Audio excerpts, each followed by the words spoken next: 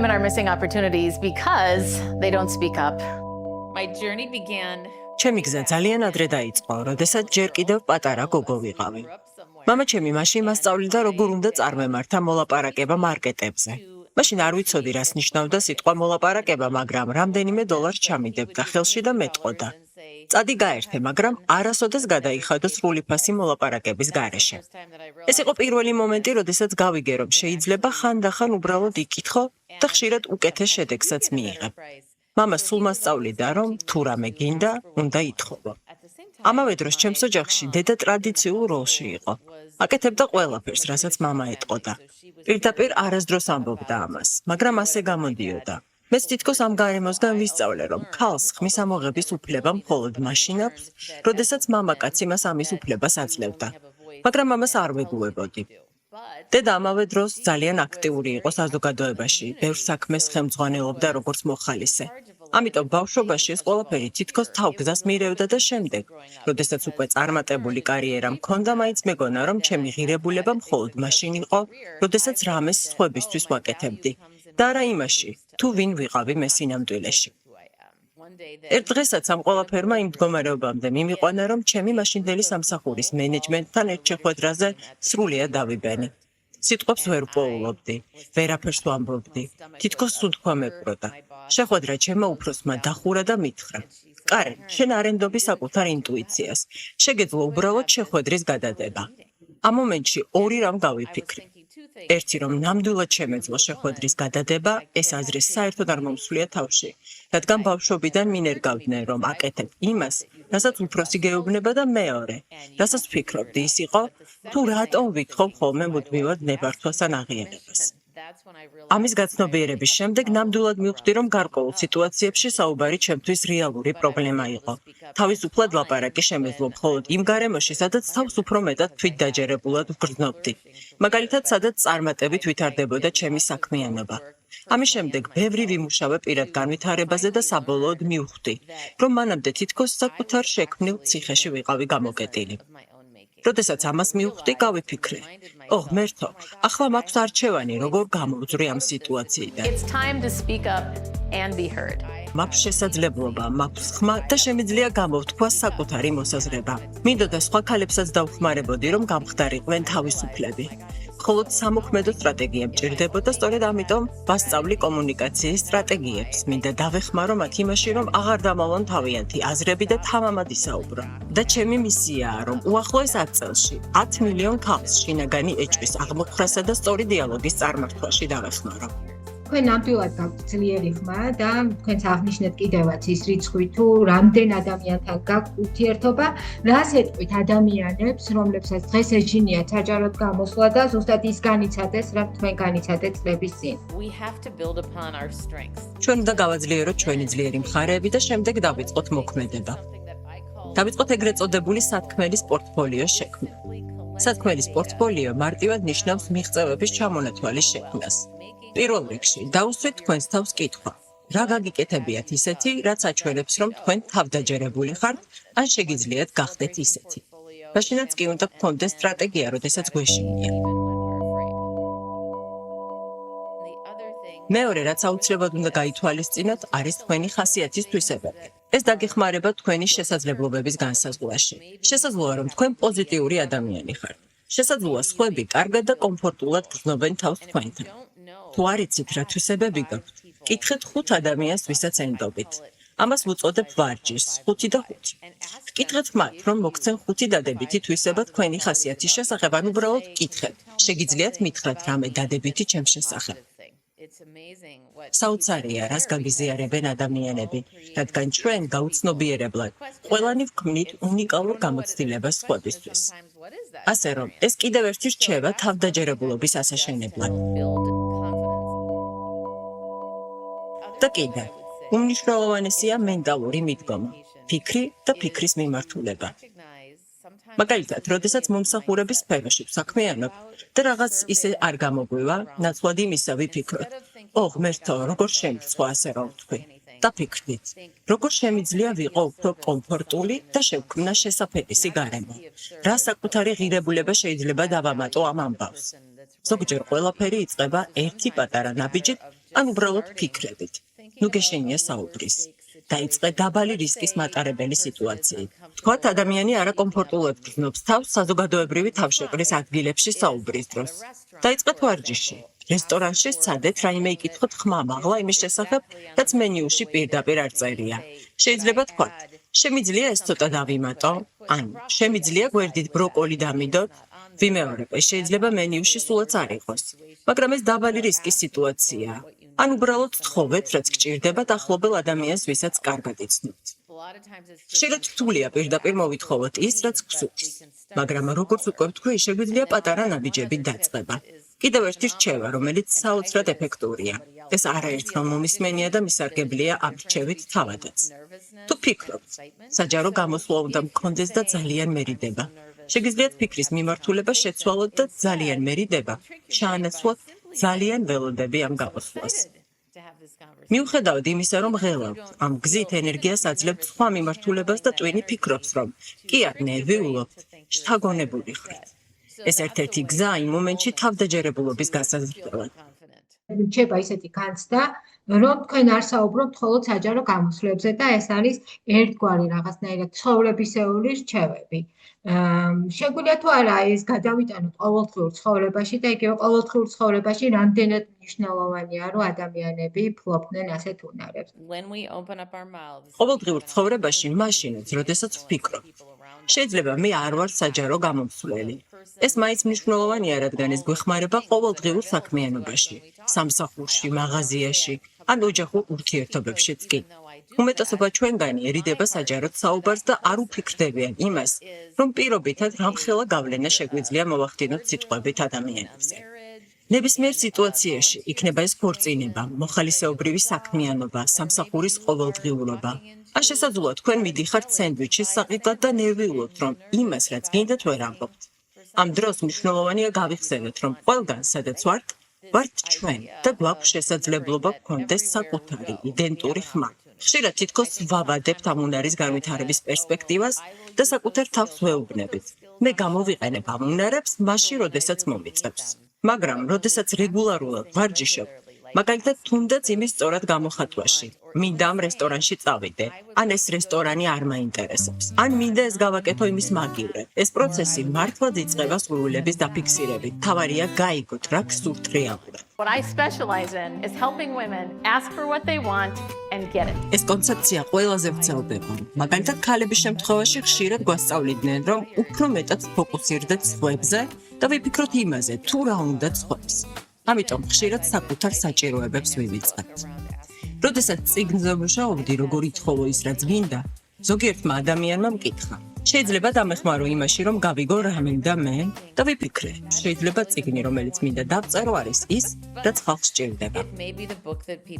კალენ, კარგია რომ ახსენეთ თქვენი წიგნი და მოდით ჩვენ მაყურებელს მოვუყვეთ თქვენი წიგნების შესახებ, ასევე ძალიან საინტერესო პოდკასტის ვიდეო მასალის შესახებ, რომელიც ხელმისაწვდომი არის საზოგადოებისათვის. Warm welcome to Karen Laus. თქვენ ეხმარებით ასწავლით ადამიანებს, როგორ აღმოაჩინოს საკუთარი ხმა. რა არის თქვენი მთავარი საიდუმლო? ჩემი აზრით, თითოეულ ჩვენგანს აქვს თავისი ისტორია და სწორედ ეს გვდის უნიკალურებს ამ სამყაროში. მაქვს 25 წლიანი გამოცდილება კოუჩინგში, ვეხმარები სხვებს. საკუთარი გამოცდილება ღირებულებებთან და სტილთან თანხმოთრაში მოვიყვანე. როდესაც პატარა ვიყავი, ერთმა ადამიანმა მითხრა: წარმოგიდგენია, რომ ყველას თავზე ნიშანი აქვს. გააკეთე რამე, რომ თავი მნიშვნელოვნად ვიგრძნო. დედაჩემი ამაში ძალიან ძლიერი იყო. ყოველთვის ზრუნავდა იმაზე, რომ ადამიანებს თავი კომფორტულად ეგრძნით. ბავშვობაში მეგობრები და ნათესავები ხშირად მოდიოდნენ სტუმრად და ისულ ამბობდა: მე მაქვს უნარი, რომ ადამიანები მივიღო ისეთებად, როგორებიც არიან.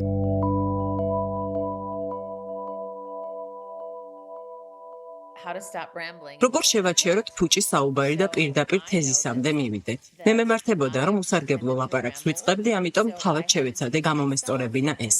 რა გავაკეთე? როდესაც ვამჩნევდი, რომ ასეთ საუბარს ვიწყებდი, ვჩერდებოდი. ეს ხელს მიწყობდა აზრების მოკრეფაში. შემდეგ თავარ სათქმელს ხმამაღლა ვამბობდი. ჩემი აზრით, ეს არის მთავარი. ეს ყველას ეხმარებოდა დაუბრუნდეს საწყის ეტაპს, მნიშვნელოვან პუნქტს.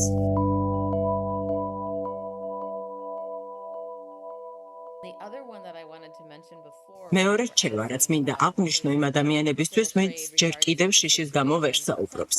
ხშირად თავს არაკომფორტულად გრძნობთ, რადგან გვინდა ყველას მოვეწონოთ. ჩემმა ხელმძღვანელმა წლების წინ მითხრა: შეხვედრაზე, როდესაც მიდიხარ, მხოლოდ გადასცემ ინფორმაციას და ინტერესდების სხვისი აზრით, მაგრამ მინდა ვიცოდე, რას ფიქრობ შენ. მაშინ ძალიან შემცხვდა, რადგან აზრის გაზიარების ჩვევა არ მქონდა. ხვდები, რომ არ ვიყავი მზად მარტივად მეთქვა. ეს არის ჩემი აზრი. მაგრამ დამეხმარა შემდეგი ფორმულირება. ეს არის ინფორმაცია. ჩემი ხმა კი ასეთია. ეს ძალიან დამეხმარა თავის დროზე იმედია სხვასაც დაეხმარება. ანუ საკუთარი აზრის გამოთქმა და დაფიქსირება ეს ერთგვარად ემგზავსება საკუთარ თავთან დაბრუნებას. რაც მე გავიგე ამ წლების განმავლობაში არის ის, რომ ძალიან მნიშვნელოვანია საკუთარი აზრის გამოხატვა. ამავე დროს მნიშვნელოვანია გარჯის უდარიც. I want all of us to be free. ჩემი მიზანია, რომ არავინ დარჩეს ჩუმად, როდესაც რამის თქმა უნდა. ეს რა თქმა უნდა არ ნიშნავს ქუჩის ყველა კუთხეში გაჩერებას და გამუდმებით ლაპარაკს, რომ ეს არის ჩემი აზრი. ეს მარტივად ნიშნავს, მე მაქვს რაღაც სათქმელი და ამის სათქმელად საკმარისი თავდაჯერებულობაც. თავიდან შესაძლოა ღელავდეთ, რაც ბუნებრივია, მაგრამ თუ გამოიყენებთ სწორ ინსტრუმენტებს, ყველაფერი გამოგიჩნდება. რა შეგვიძლია გავაკეთოთ, რომ ვისაუბროთ მარტივად, გასაგებად, თავდაჯერებულად. თავდაჯერებულობა მოდის მხოლოდ გარკვეული ქმედებების შემდეგ. ნუ ველოდებით, რომ ერთხელაც გავიღვიძებთ და ეს თავისთავად ასე იქნება. პატარა ბავშვი, როდესაც სწავლობს სიარულს, რამდენჯერმე ეცემა და ისევ დგება. ასე დროს მნიშვნელოვანია საკუთარ თავთან მეგობრობა, რადგან ყოველთვის ვერ დაველოდებით, რომ სხვებს მოვეწონებით. ეს მშვენიერი იქნებოდა, მაგრამ ჩვენ უნდა ვისწავლოთ, როგორ მივცეთ საკუთარ თავს მხარდაჭერა. რამდენად მნიშვნელოვანია, რომ ამ პროცესში იყო კარგი მსმენელი. რაც შეეხება კარგ მსმენელად ყოფნას. ესე ძალიან მნიშვნელოვანია. მნიშვნელოვანია კონცენტრირება, გამართული ყურება. თუ ვირტუალური გარემოა, უნდა შეგვეძლოს კამერაზე ყურება, ისე რომ ადამიანი გრძნობდეს, რომ მას უყურებ. უმეტესად, ვირტუალურ სიტუაციებში გვიწევს გამოსვლა, მაგრამ უნდა იგრძნობოდეს, რომ ადამიანს ელაპარაკებით. პირისპირ ყოფნისას მნიშვნელოვანია თვალის კონტაქტი. რეკომენდაციაა ტელეფონი გვერდზე გადადოთ. შემდეგ ყველაზე რთული. არ შეაწყვეტინო სხვას საუბარი. ჩვენი ტვინი ძალიან სწრაფად მუშაობს და ვფიქრობთ, რა უნდა ვთქვათ. მნიშვნელოვანია გავჩერდეთ. მივცეთ საუბრის გაგრძელების შესაძლებლობა და ვაგრძნობინოთ. მომიყევი მეტი. ხშირად გვინდა რჩევის მიცემა, მაგრამ უმეტესობას არ სურს რჩევის მოსმენა. დაელოდეთ მათ, სანამ მოითხოვენ. ან საუბრის დასაწყისში გკითხეთ. გინდათ რომ რჩევა მოგცეთ თუ მხოლოდ მოვისმინო. თავისთავად ეს მიდგომა მთელი საუბრის ჩარჩოს ქმნის და მას ბევრად ნაყოფიერს ხდის. როდესაც ღელავთან არადამაჟერებლად გრძნობთ თავს, მიზანია რომ დადგეთ ეგრეთ წოდებულ power pose-ში, როგორც სუპერმენი, გაშალოთ ხელები. Making yourself bigger. Especially as women, we make ourselves smaller. Now, this is for any gender. But when we stand like this for 2 minutes, it actually changes our physiology. ეს ემყარება კვლევას, რომელიც ჩაატარა პრინსტონის უნივერსიტეტის პროფესორმა. მას თეთრში ჰქონდა ლექცია წლების წინ. კვლევაში ერთ ჯგუფს დაავალეს 2 წუთი მდგარიყვნენ power pose-ში, მეორე ჯგუფი კი თავდახრილი ყოფილიყო. კვლევა მაჩვენა, რომ power pose-ში მდგარი ჯგუფის ტესტოსტერონის დონე გაიზარდა, კორტიზოლი კი შემცირდა. მეორე ჯგუფში კი საპირისპიროდ. შემდეგ მათ კითხეს, რა შანსია ლას ვეგასში თამაშის დროს მოგების. ყველა დარწმუნებული იყო. კი, ასე გაიზარდა მათი თავდაჯერებულობა. მეორე ჯგუფი კი საპირისპიროდ. რას ნიშნავს ეს ყოველდღიურ ცხოვრებაში? უბრალოდ ფიზიკურ დონეზე ამის აღქმა შეიძლება დაგეხმაროთ. შეიძლება საუბრის წინ აბაზანაში დადგეთ, ან სახლში, ოთახში. სუნთქვა ძალიან მნიშვნელოვანია, რადგან ხმას სიძლიერეს ანიჭებს. გამოიყენეთ დიაფრაგმა, ღრმა სუნთქვა მუცლის მიმართულებით. არავითარ შემთხვევაში მხრებით ან გულთან. სწორი პოზა მხრების უკან გადატანაა, უფრო გაშლილი ჟესტები. ეს სასარგებლოა. თუ თავდაჯერებულობა არ გაქვთ, გამოიჩინეთ ვითომ ასე. როდესაც 18 წლის ვიყავი კოსმეტიკურ კომპანიაში ვმუშაობდი. მივხვდი, რომ ყველა პროდუქტის დეტალი არ ვიცოდი, მაგრამ უნდა მოუქცეულიყავი ისე, თითქოს ვიცოდი. ეს ზრდის ნდობასა და ავტორიტეტს. მოგზაურობისას გონდოლით მწვერვალზე ავედი. იქ ერთი ადგილი იყო, სადაც ვაფლი, ყავა და ცხელი შოკოლადი იყიდებოდა. მივედი დახთან და ვნახე 4 სახეობის ვაფლი. მინდოდა ორი გემო ერთად შემეგრძნო, ამიტომ მკითხე. შემიძლია გავაერთიანო. ისინი დაინტერესდნენ. მიპასუხეს, რომ დიახ, შეიძლებოდა. მე მეგობრების მაგიდასთან დავჯექი, რომლებიც უკვე საჭმელს იღებდნენ და მკითხეს, რა აიღე? ვუთხარი კომბინაცია. და მათ გაუკვირდა.